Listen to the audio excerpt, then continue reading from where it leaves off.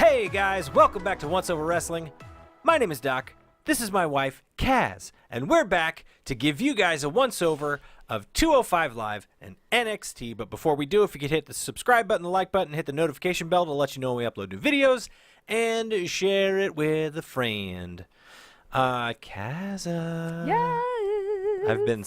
I've been doing your name sing-songy lately. You have. When it's your turn to... Maybe one day you should do the intro. Maybe I will. All right. Let's talk about 205 Live. Yeah, let's talk about 205 Live. That is why we're here. How was 205 Live for you? Let's find out. All right. We have lots of participants this week. Yes, we do. From both the United States and Britain. Yeah, And mostly Scotland. from the UK. It was obviously WWE's in the UK now. They're doing their In London. their European tour. They start off in England, in London. But yeah, lots of UK guys. I don't know. I hear tell that they're signing a lot of these guys. So Oh, really? yeah, we'll see. Cool. I like these guys. We started off with a fatal four-way between Tyler Bate, TJP, Kenny Williams, he's from Scotland, and Kalisto. Yes. What'd you think? It was fine. It wasn't as good as I thought it was going to be Yeah. because I don't really know Kenny Williams, but I really like Tyler Bate. I really like Kalisto. Yeah. I think Tyler Bate was my favorite thing about the match. But yeah, it was okay. Yeah, it was a little slower than I expected it to be, but it was still good. Yeah, It was good. It was a good match. But the finish was... Well, it kind of ended. Kenny Williams went through. Oh wait, no, this wasn't the end, was it? I wrote this down though because I thought it was fun when Kenny Williams went through the middle rope onto TJP. Yeah. And then that was followed by Tyler Bate. Was he next? Over the top rope onto both of them, which was then followed by Kalisto over the top rope onto all three of them. But that wasn't the end. No. A Tyler Driver to TJP. Tyler Driver 97 was the winning move. Yep. Looked pretty good, except for the fact that he pinned him, and TJP had his feet like up over his head. And once he hit 3, Tyler Bate was just like, yeah. And I was like, push his butt out of the way. Because it's just like you next to his butt. Just like. There's lots of butts in wrestling. Yeah. Lots of. Get his butt out of the way, and then you can celebrate. Yes. He had new gear. I liked his old boots better. Yeah, I don't know that I noticed the difference. Yes, because I remember really liking his boots before. Were they not white? They were white before. The last time he came out, I thought he was wearing tube socks. Oh, that's right. Yeah. Anyways, after this match, we had a little Buddy Murphy bit. And then there was a backstage segment with Cedric and Mustafa. And that's where they introduce their partner for their match. What was his name? Flash Morgan Webster. Webster. He looks like a wee little boy. Yeah. He looks like somebody who's maybe trying to be, what was the stuntman's name? Evel Knievel. Yes. Well, he had a helmet too. Yeah. I don't know this guy, but he looked really young. yeah, he did look young, but he had an interesting look. So Drake Maverick came out to be on commentary. yeah. And then we had the match between it was Cedric Mustafa and Flash Morgan Webster versus. You're gonna want to say Flash Gordon. Oh yeah, totally. I'm pretty sure I did. Yeah. More than once today. James Drake, Joseph Connors, and Drew Gulak. Yeah. This was a pretty long match, but I mean, I guess it had to be because there's only 2 matches. But I thought it was good. I liked this match. At one point, Flash Gordon, Flash Morgan. You just call him Webster. Or Flash. Well, see, if I call him Webster, I'm gonna think of like the TV show Webster. Right. Just call him Flash. There's no good name for him. Yeah.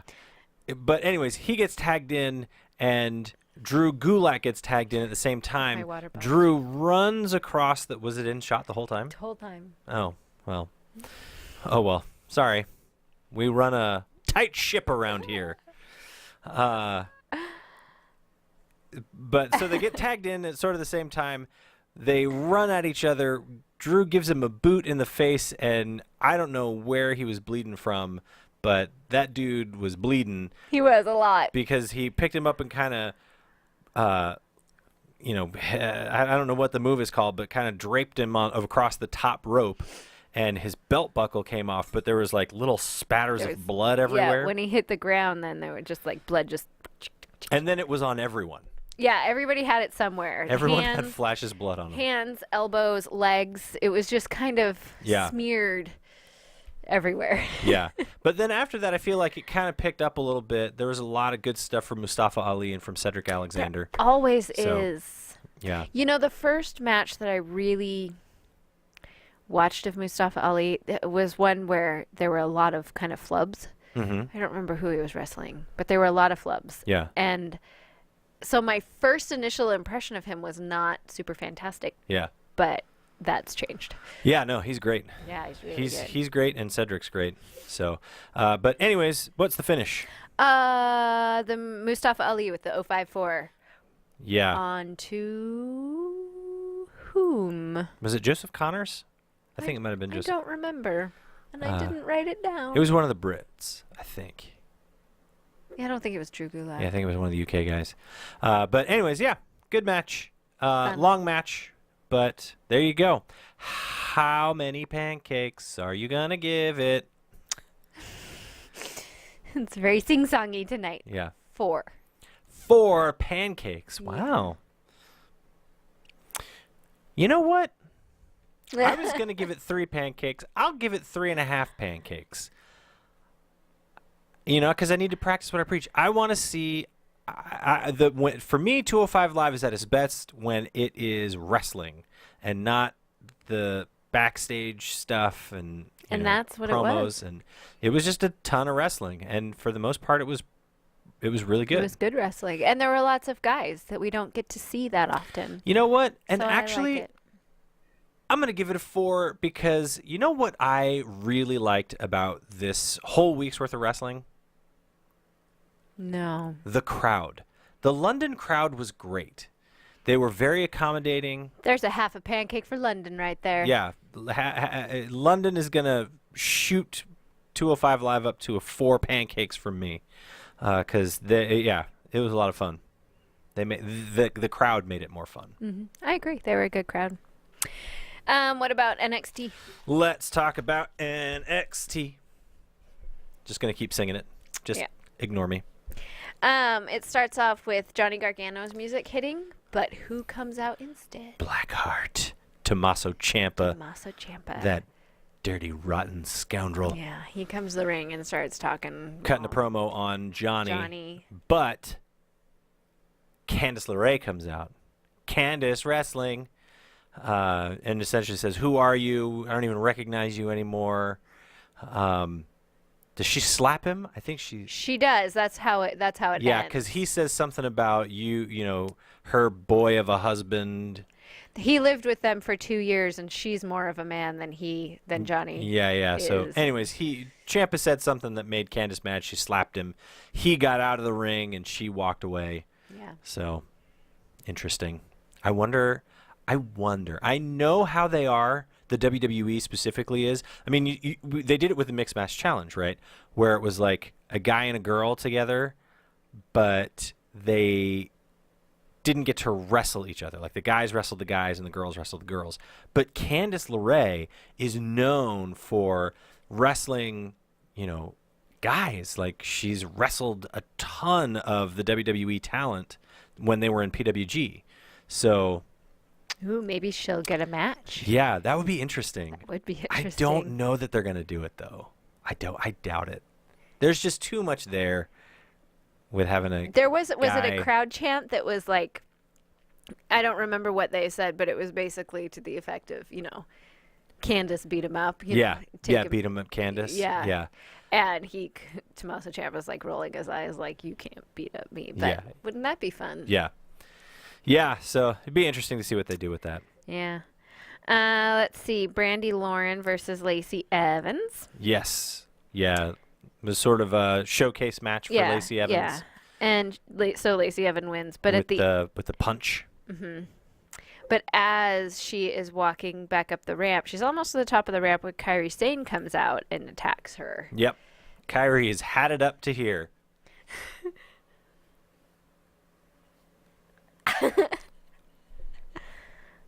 Yep. That's what she did. You look for her, Kairi. Yeah. Then we have Aleister Black outside talking about Velveteen Dream and Ricochet. And Dakota Kai has an interview.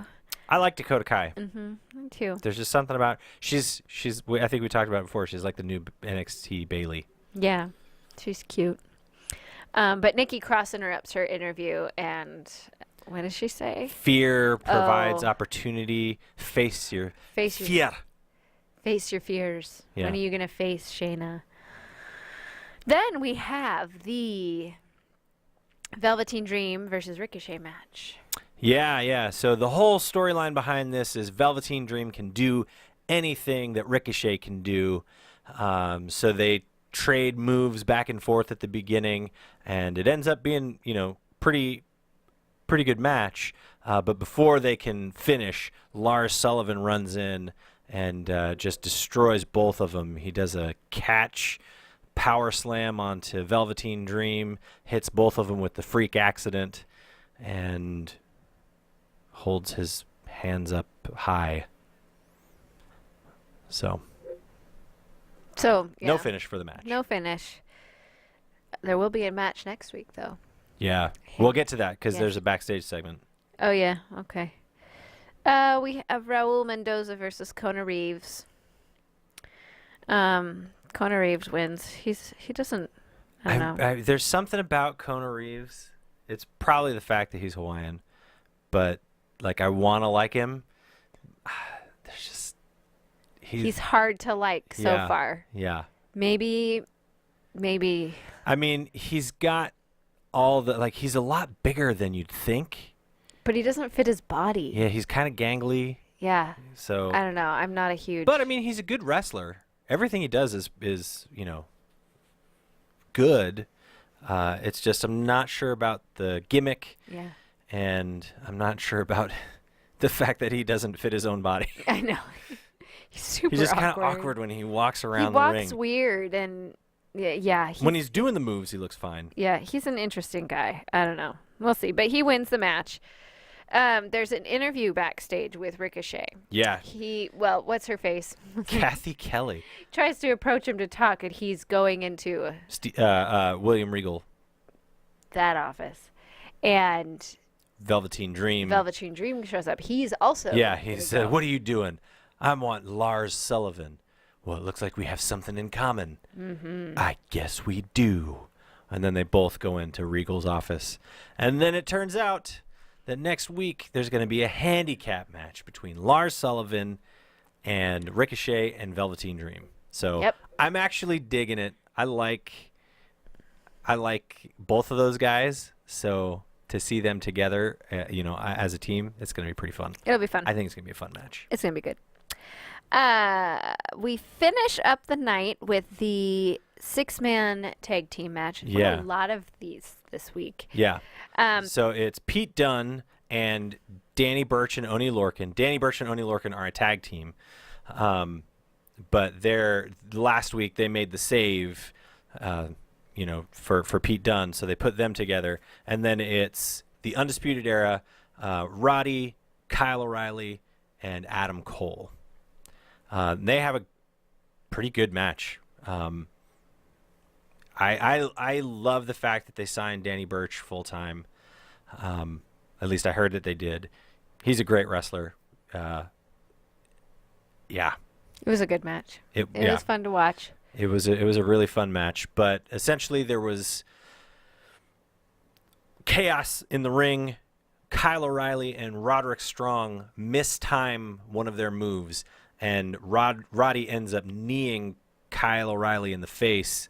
Oney Lorcan is able to hit a double blockbuster onto both of those guys, and then Danny Burch and Oney Lorcan do like a wheelbarrow DDT onto Kyle O'Reilly and get the pin. Mm-hmm. They pin the champs. Mm-hmm. That's two belts, I guess, technically. Oney Lorcan has lots of good energy. Yeah, he does. He's very...